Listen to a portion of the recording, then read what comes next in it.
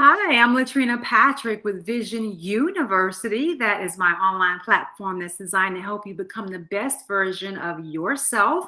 And we do that by using a mind, body, and spirit approach.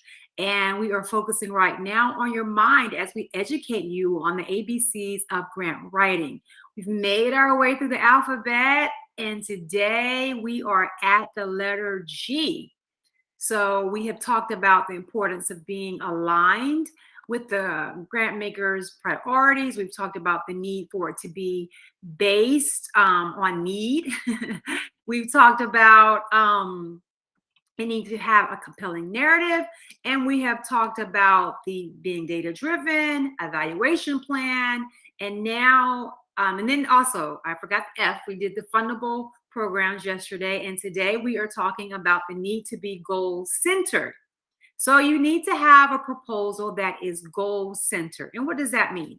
That means that your goals must align with those of the RFP, which is the request for proposals, and also your organizational goals. So this connects to the alignment of the funding priorities. Again, a lot of the things that we've talked about are really things that I can refer back to now because these are all connected in order to have a successful proposal.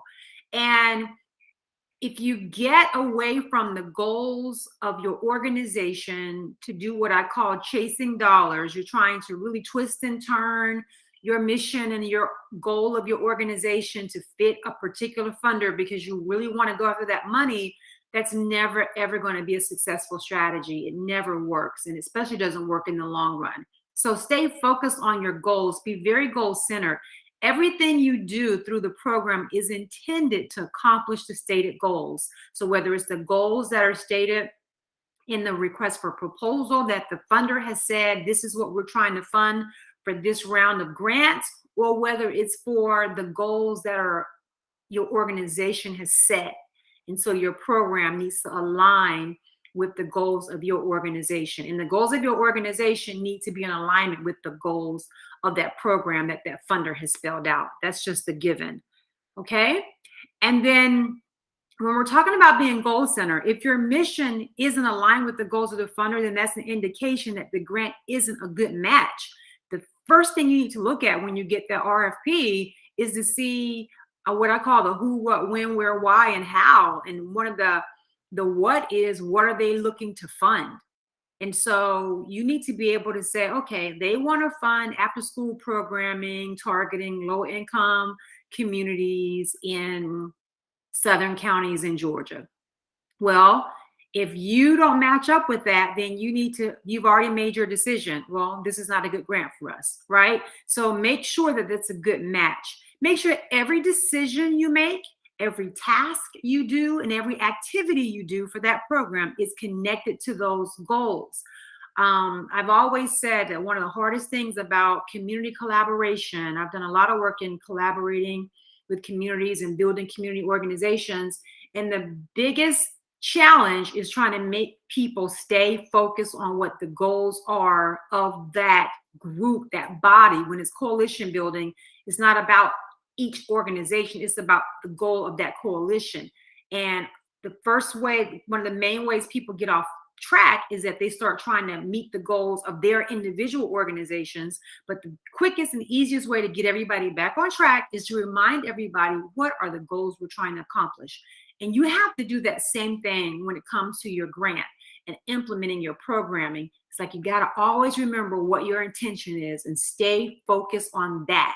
That will help you to be successful, and that will help you to stay on track and meet those timelines and objectives or whatever it is you're required to do for that particular funder and that particular grant.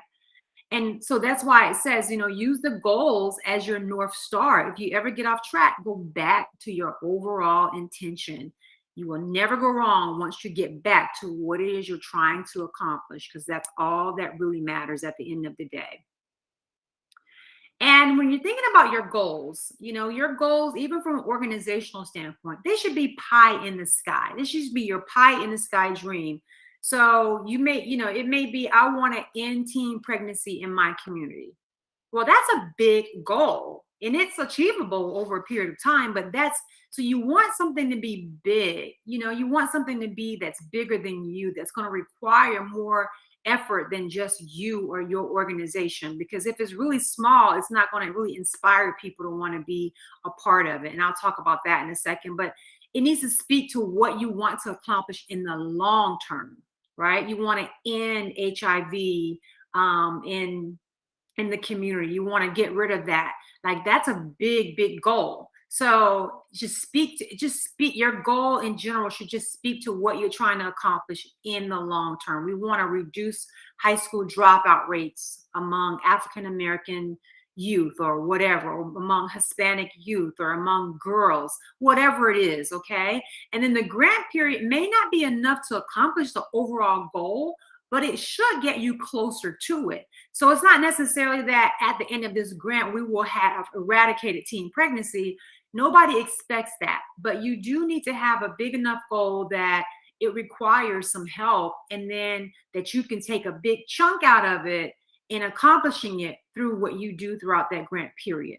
So the funder's not expecting you to hit your big goal like that, but they are expecting you to make some progress. So be mindful of that when we're talking about being goal centered.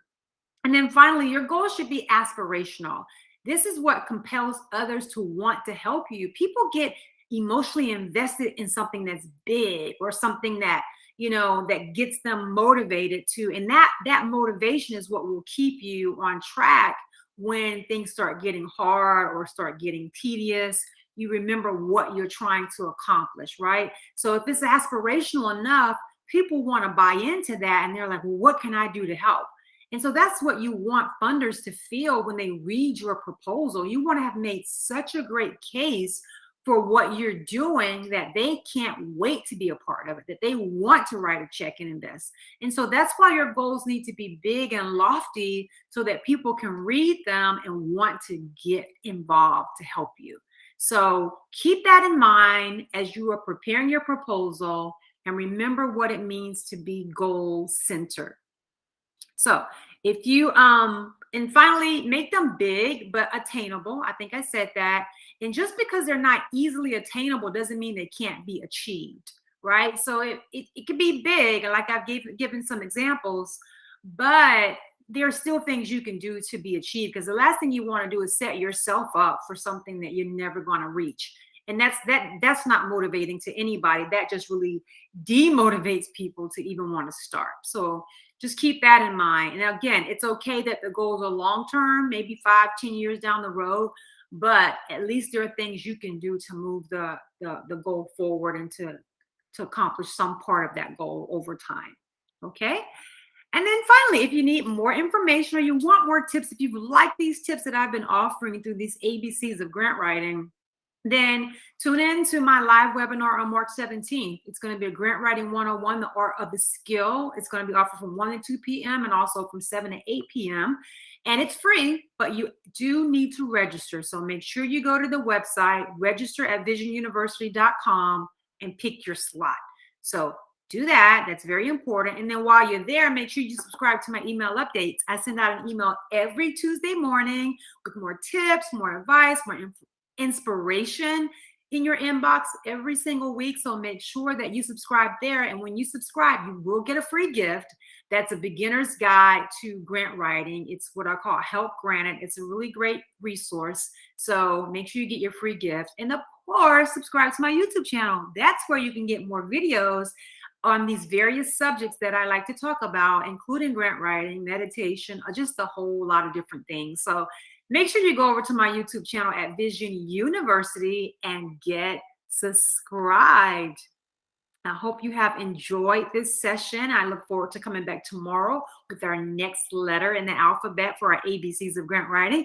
But in the meantime, I want you to remember, create the vision for the life that you desire and you deserve, because you are the only one who can.